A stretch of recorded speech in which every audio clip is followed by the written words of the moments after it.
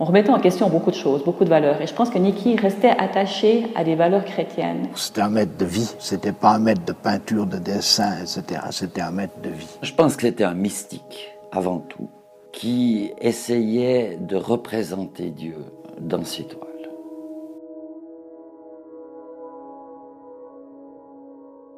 C'était un homme torturé par sa foi. Au fond, il sculptait sa foi sur ses tableaux. Une sorte de recherche permanente d'un très haut, d'un au-delà. Il a peint des centaines de Christ que personne n'achetait. C'était un professeur de dessin qui nous laissait une liberté d'expression merveilleuse. Il nous disait si vous avez besoin de me montrer quelque chose ou de parler, vous venez dans mon atelier, je suis de telle heure à telle heure. Il jugeait de tout avec un bon sens, avec une hauteur de vue que j'ai rarement retrouvée ailleurs. Et lui-même me parlait de ses prières nocturnes, puisqu'il dormait très mal. C'était des choses très très simples. Mais c'est là qu'il retrouvait la paix, la chaleur et la sérénité. Niki se pose des questions. C'est le centre des questions qu'une personne face à la vie se pose, à la mort. Donc, quelle est notre place, comment on se situe dans ce monde, et puis par rapport à l'éternité aussi. Début des années 80, il avait trouvé la sérénité du moine.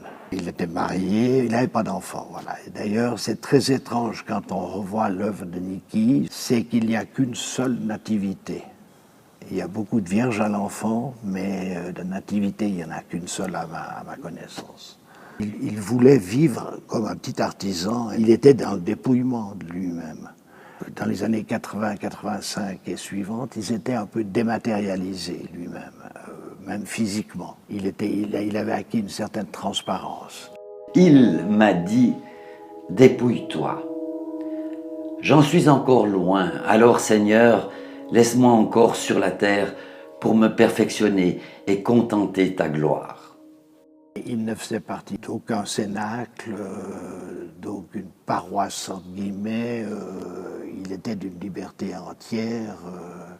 Il ne supportait pas les carcans.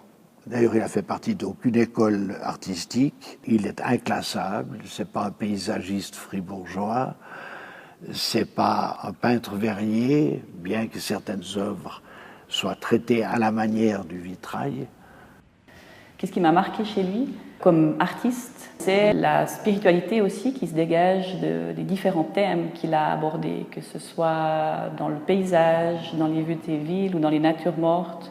On ressent même dans les natures mortes qu'il aspire finalement à une autre dimension. Il a peint des natures mortes, un peu à la Cézanne d'ailleurs.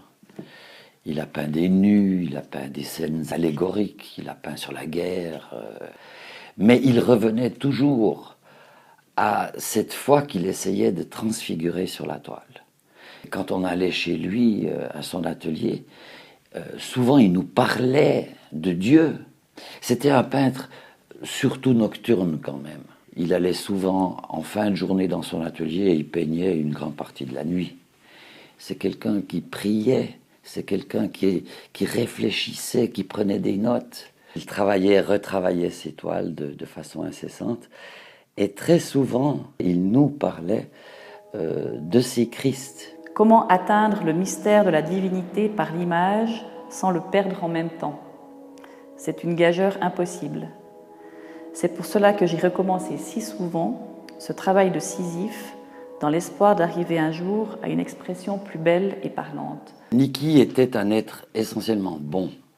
Quand on était en face de lui, il cherchait toujours le bon dans l'autre. Et c'était pas quelqu'un qui était prosélyte. Hein. Il n'allait pas vouloir convertir les autres. Il avait une sorte de modestie qui fait que parfois, à l'époque, il signait nihil, donc rien, je suis de la boue. Je suis le petit artisan au pied de la croix. Il se mettait en habit d'artisan, il avait sa tenue de travail. Et pour lui, il n'y avait pas cette démonstrativité de l'artiste moderne où il faut se monter au pinacle, etc. Il a toujours dit qu'il était artisan et non pas artiste.